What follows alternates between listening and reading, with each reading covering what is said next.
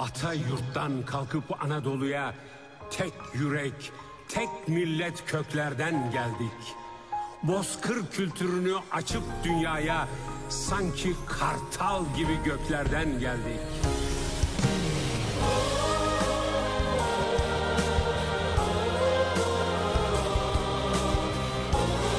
Ve muhteşem bir havai fişek gösterisi eşliğinde şimdi son bir şarkı söylenecek. Ülkem benim canımdan yüce varlığımsın, güzel Türkiye.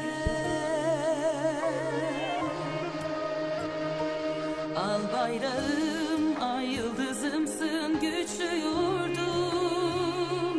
Çocukların umudusun sen yarınlarda.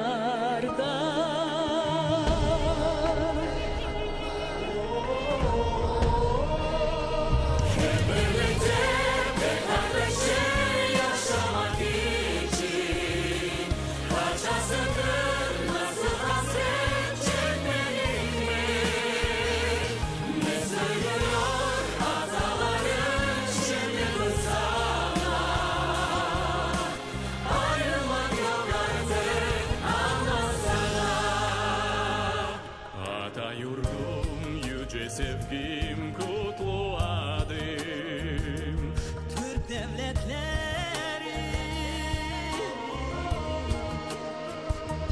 dostluk için geldik hepimiz bir araya. Barış için umut olsun bütün dünyaya.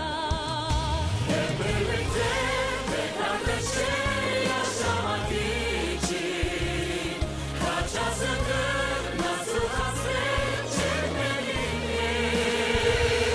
Ne söylüyorum sana, ayrılmak yok artık, anlasana.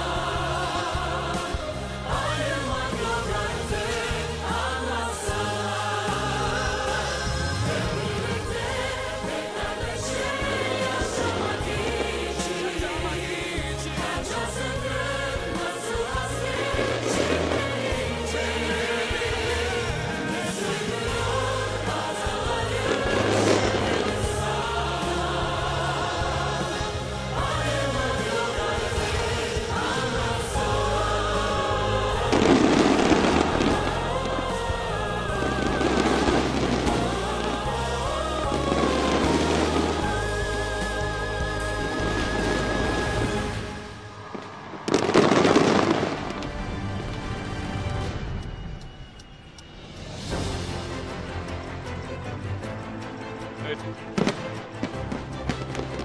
Gerçekten müthiş bir gösteri. Türk dünyasının dört bir yanından gelen sanatçılar sahnede bu anlamlı şarkıyı seslendirdi. Ve şimdi harika bir havai fişek gösterisi İznik'te. Özellikle başta Türk dünyası olmak üzere dünyanın dört bir yanından gelen sporcular burada göçebe kültürünün, geleneksel sporların yaşatılması adına önemli bir organizasyonda Türkiye'de İznik'te buluştu. Bugün bu açılış töreniyle birlikte mücadeleler de vardı. Yine yarın cumartesi ve pazar günleri TRT Spor Yıldız ekranlarında mücadeleler sizlerle olacak değerli izleyenler.